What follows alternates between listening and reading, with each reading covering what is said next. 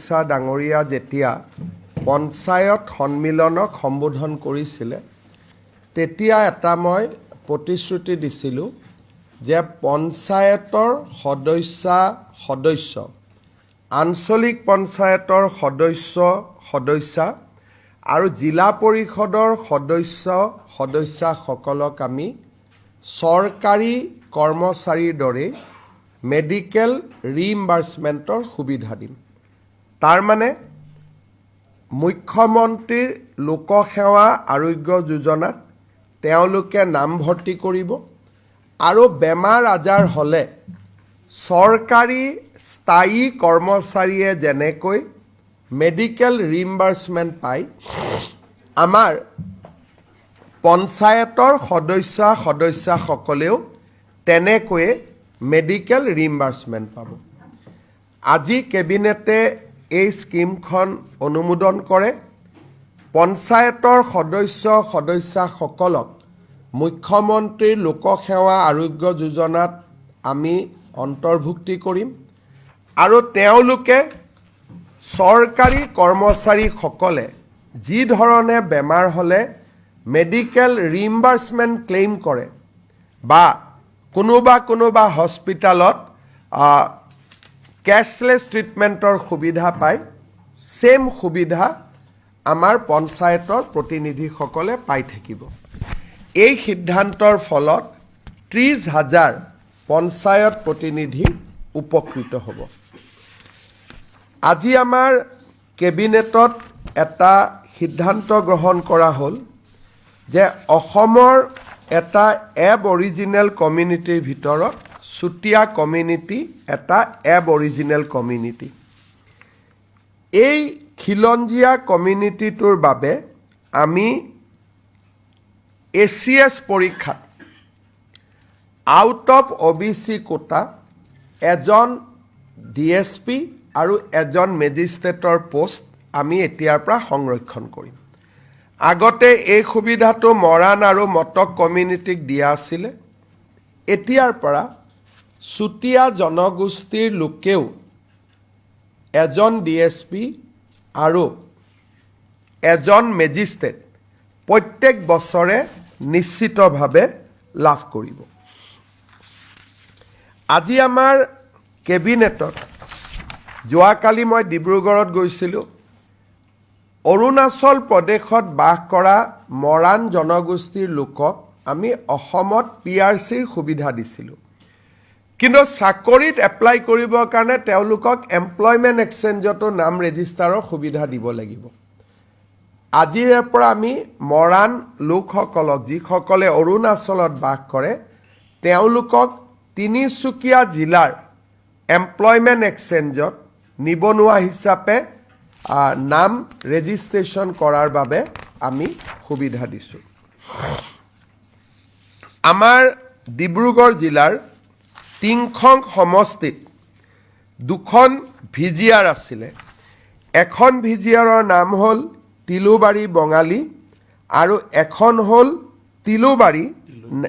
তিলৈবাৰী নেপালী গাঁও।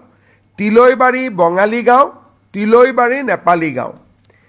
এই গাঁও দুখনত বাস কৰা লোকসকলে ইমান দিন মাটিৰ পট্টা পোৱা নাছিল, কাৰণ তেওঁলোক VGRত আছিলে। আজি আমি এই দুইখন গাঁও VGR উইথড্ৰ কৰোঁ, বেলেগ খালী মাটিত আমি VGR স্থাপন কৰোঁ আৰু তিলৈবাৰী নেপালী গাঁও আৰু তিলৈবাৰী বঙালী গাঁৱৰ বাসিন্দাসকলে মাটিৰ পট্টা পোৱাৰ পথ আমি প্ৰশস্ত কৰোঁ। এইটো আমাৰ টিংখং সমষ্টিৰ বিমল বৰাৰ সমষ্টিৰ দুখন গাঁও আছিলে। আজি কেবিনেটত আৰু এটা সিদ্ধান্ত লোৱা হ'ল। চাহ বাগিচাৰ মাটিৰ আবণ্টনৰ প্ৰপত্ৰসমূহ আমি 9 তাৰিখে দিনৰ 2 বজাত বিতৰণ কৰিম, কিন্তু বহুত চাহ বাগিচা নগৰ অঞ্চলত পৰে। যদি নগৰ অঞ্চলত পৰে প্ৰিমিয়ামটো বহুত টকাৰ হৈ যাব। বাগিচাৰ শ্ৰমিকেতো যেনেকৈ আজি সোণাপুৰৰ চাহ বাগিচা বাগানৰ শ্ৰমিকে প্ৰিমিয়াম দিলে লাখ টকাৰ প্ৰিমিয়াম দিব লাগিব, কাৰণ এইখন উইদিন GMD এলেকা পৰে।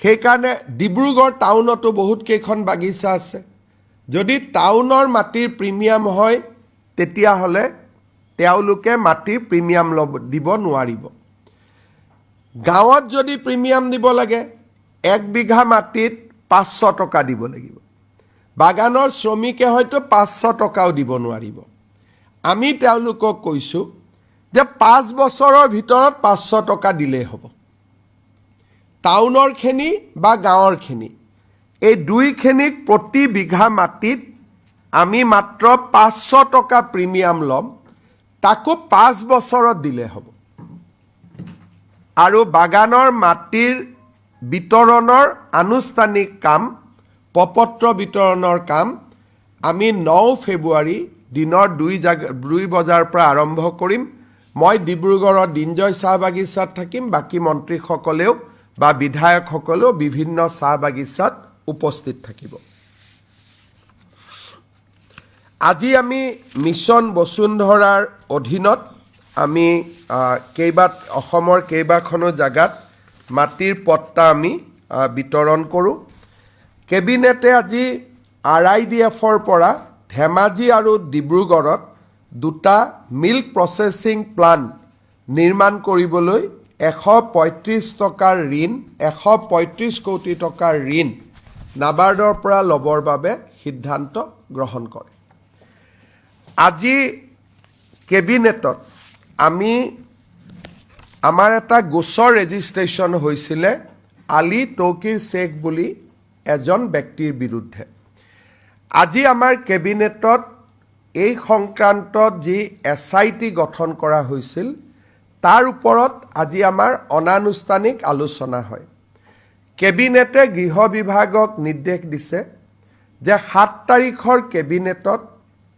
ফৰ্মেল এই বিষয়বস্তুটো আনিব লাগে আৰু কেবিনেটে মুখ্যমন্ত্ৰীক অধিকাৰ দিছে যে 8 ফেব্ৰুৱাৰী তাৰিখে দিনৰ 10:30 বজাত সাংবাদিক মেল এখনৰ জৰিয়তে SITৰ প্ৰতিবেদনখন যিমানখিনিলৈকে পাৰি ৰাজহুৱা কৰিবৰ বাবে 7 তাৰিখে গধূলি কেবিনেটত আমাৰ কেবিনেটত দুটা সিস্টেম আছে প্ৰথমতে আমি ইনফৰ্মেলি পাতি লওঁ আৰু কোনটো লাইনত কেবিনেট মেমৰেণ্ডাম আহিব লাগে আমি ডিপাৰ্টমেণ্টক নিৰ্দেশ দিওঁ 7 তাৰিখে গৃহ আৰু ৰাজনৈতিক বিভাগে কেবিনেট মেমৰেণ্ডামখন আনুষ্ঠানিকভাৱে আনিব 8 তাৰিখে দিনৰ 10:30 বজাত ৰবিবাৰ আছে আমি এই কেবিনেট মেমৰেণ্ডামখন বা SITৰ ৰিপৰ্টটো টু দ্য এক্সটেণ্ট পচিবল যিখিনি গোপনীয় তথ্য নহয় তাক আমি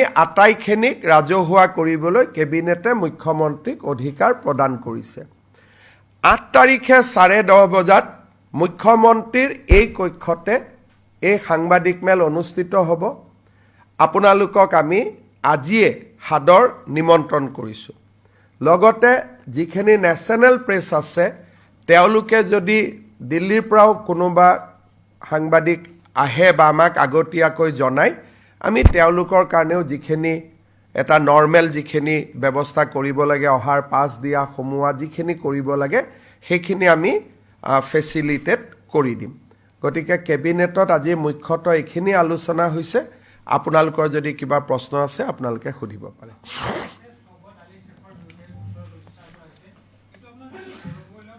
এইটো গৌৰৱ গগৈৰ লগত প্ৰত্যক্ষভাৱে জড়িত আছে আজি আমি কেবিনেটত আলোচনা কৰোঁ কেবিনেটত SITয়ে 3 গৰাকী ব্যক্তিক প্ৰত্যক্ষ ৰূপে পাকিস্তানৰ লগত সম্পৰ্কৰ অভিযোগৰ প্ৰমাণ দিছে আলী তৌকিৰ শেখ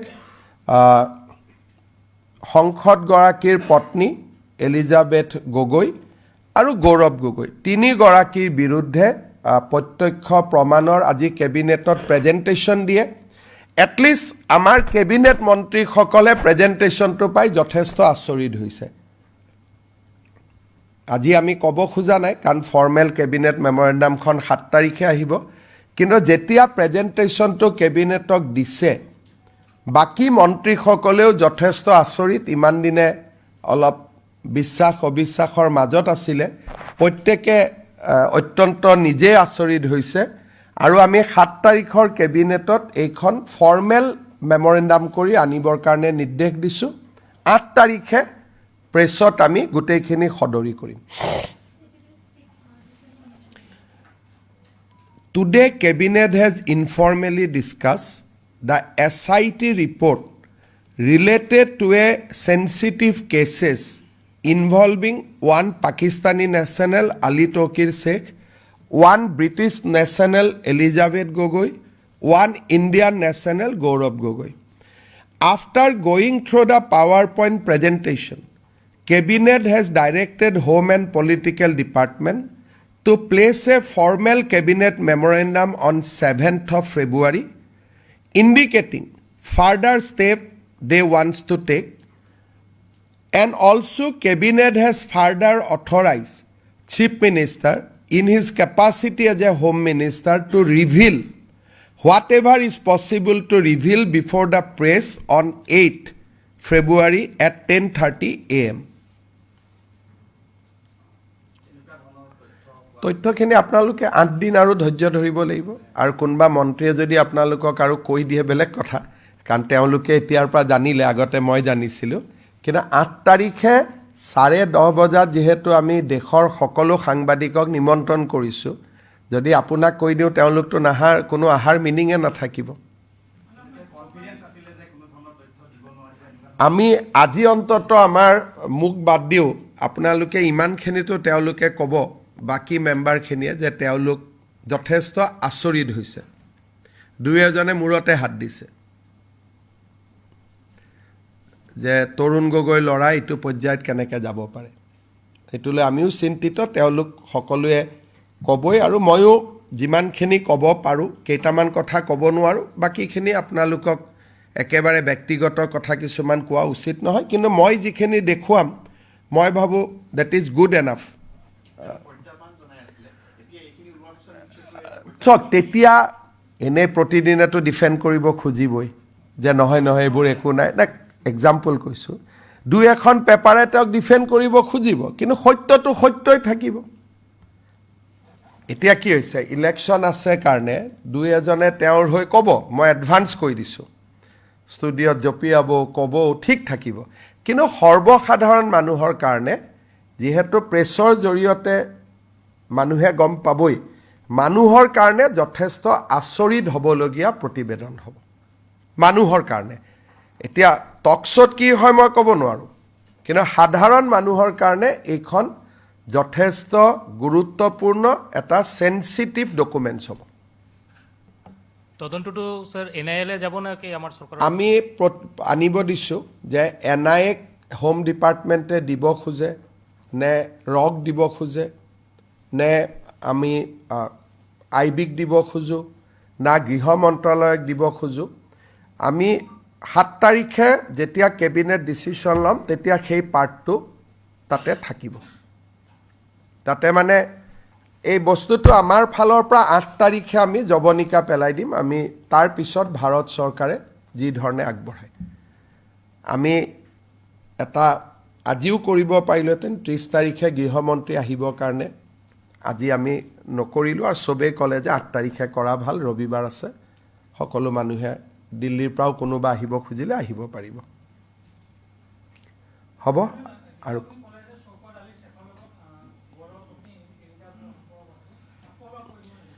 সো কেছটো আমি ৰেজিষ্টাৰ কৰিছিলো আলী তৌকিৰ শেখৰ ওপৰত আৰু কেছটোত আমি উইটনেছ হিচাপে এলিজাবেথ গগৈকো এক্সামিন কৰিছিলো আৰু প্ৰায় 22-25 জন লোকক আমি এক্সামিন কৰিছিলো কৰাৰ পিছত যিখিনি আমি তথ্য পালো তথ্যখিনিয়ে সন্দেহৰ আঙুলি আলী তৌকিৰৰ প্ৰতিটো আছেই সন্দেহৰ আঙুলি এতিয়া এলিজাবেথ আৰু গৌৰৱ গগৈৰ ফালেও নিশ্চিতভাৱে গৈছে আমি 7 তাৰিখে কেবিনেটত সিদ্ধান্ত লম যে ইয়াক ফাৰ্ডাৰ ইনকুৱাৰী অসম চৰকাৰে কৰিব ফাৰ্ডাৰ ইনকুৱাৰী ভাৰত চৰকাৰে কৰিব নে আমি প্ৰধানমন্ত্ৰীক জনাম তেখেতে বাকি যি সিদ্ধান্ত লৈ লব ফৰ্মেল ডিসিশনটো আমি 7 তাৰিখে লম আজি মাত্ৰ কেবিনেটত আমাক প্ৰেজেন্টেশন এটা দিলে যে এইখিনি অভিযোগ এইটো এতিয়া বাকী ক'ত কি আছে এইখিনি 8 তাৰিখলৈকে আপোনালোকে অপেক্ষা কৰিব আৰু ইমানে কথা। भारत में कई विधानसभा चुनाव होना है कई स्टेट में, तो भारत सरकार का शिक्षा मंत्रालय का 2 डिसीजन जो आया है, एक तो नीट पीजी में -40% का उनका कुछ कम्युनिटी को सिलेक्शन देने का है, और दूसरा अभी नया यूजीसी का जो आ गया है। तो भारत सरकार का जो भी सिद्धांत है मैं टिप्पणी करना नहीं चाहूँगा, और बहुत ज़्यादा असम में ये सब इशू भी नहीं है, तो इसीलिए हम लोग को ये टिप्पणी करना ठीक नहीं है। लेकिन आपका जो भी प्रश्न है हमारे धर्मेंद्र प्रधान जी को पूछ लीजिए, वही आंसर करेगा। और दोनों विषय बहुत ज़्यादा असम में इसका चर्चा नहीं है, और मैं भी चुनाव का काम में व्यस्त हूँ, तो भारत सरकार का जो भी सिद्धांत है राज्य सरकार को इसमें टिप्पणी करना ठीक नहीं है। अगर कुछ लिखना है तो हम लिख के बताएगा। विधानसभा चुनाव में इसका असर हो सकता है। हमारा असम में तो बहुत ज़्यादा, हम लोग थोड़ा दिल्ली से दूर रहता हूँ ना, तो इसीलिए हमारा अपना ही इशू इतना है। ठीक है,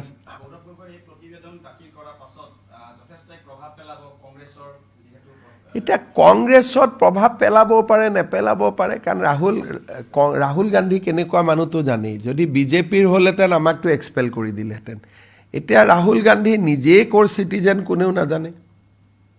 নহ'লে যি দুটা কথা মই ক'লোঁ যে গৌৰৱ গগৈৰ 2টা ল'ৰাই বিদেশী, আজিলৈকেতো যে মই অসমৰ মুখ্যমন্ত্ৰী হ'ম, ল'ৰা দুজনক অসমীয়া কৰি লওঁ, আজিলৈকে কৰিছে জানো? ইয়াৰ পিছত একচুৱেলি মই একো প্ৰমাণেই দিব নালাগে, কিন্তু আপোনালোকে বিচাৰি আছে কাৰণে মই দিম। যদি হিমন্ত বিশ্ব শৰ্মাৰ 2জন ল'ৰা ব্ৰিটিছ হ'লহেঁতেন আপোনালোকে কি কৰিলেহেঁতেন মোক চিন্তা কৰকচোন। ঘৈণীয়েকো ব্ৰিটিছ, ল'ৰা ছোৱালীও ব্ৰিটিছ, আৰু ল'ৰা ছোৱালী 2টাই মাইনৰ, বেচাৰাহঁতে গমেই নাপায় যে আমাক ব্ৰিটিছ বনাই দিলে। এই কামটো যদি বেলেগ পলিটিচিয়ানৰ ঘৰত হ'লহেঁতেন তেতিয়াহ'লে কি কৰিলেহেঁতেন, যে ৰাইজে মিটিং পাতি ক'লেহেঁতেন যি হয় তুমি সৰু ল'ৰা ভুল কৰিলা, এতিয়া অন্ততঃ ল'ৰা ছোৱালী দুটাক চিটিজেনশ্বিপ দুটা ঘূৰাই দিয়া। আজিলৈকেতো কৰা নাই, আৰু উল্টাই মোকেই গালি পাৰি আছে। নিয়মতে এনেকুৱা অভিযোগৰ পিছত লাজ থকা মানুহে আৰু মিটিং টিটিং নকৰে। যোনে নিজৰ ল'ৰা ছোৱালীক ভাৰতীয় নকৰে সি অসমৰ কি উন্নতি কৰিব? তাৰমানে তেওঁ নিজেই ধৰি লৈছে যে অসমীয়া আৰু ভাৰতীয় 2nd class citizen, British 1st class. গতিকে আমাক যোনে 2nd ক্লাছ বুলি ভাবে তাতে আৰু তেওঁৰ লগত কি হ'ব পাৰে? নিয়মমতে মই যিমানটো কৈছোঁ সিমানটোৱে যথেষ্ট আছিল। আপোনালোকে তেওঁক লগ পালেই প্ৰশ্ন কৰিব লাগিছিল যে ল'ৰা দুটাক ভাৰতীয় কেতিয়া কৰিব। আপোনালোকে আকৌ প্ৰশ্ন কৰে হিমন্ত বিশ্ব শৰ্মাৰ ওপৰত, কওকচোন। সেইটোৱেতো আটাইতকৈ দুখ লগা কথা। গতিকে ইয়াতকৈতো একো নালাগেই। গতিকে কিন্তু সেই সংক্ৰান্ততে আৰু প্ৰশ্ন আছে, আমি দেখুৱাম 8 তাৰিখে আপোনালোকক। আপোনালোকে দেখিলে যিখিনিয়ে বুজিব চেষ্টা কৰিব তেওঁলোকৰ কাৰণে যথেষ্ট ডাঙৰ। আৰু যোনে আগতে টক শ্ব'ত ফ্ৰণ্টন বনাই ৰাখি দিব যে যিয়ে ক'ব তাকে উল্টা কৰিম বুলি, তেওঁকতো বুজাই লাভ নাই নে আছে? হ'ব।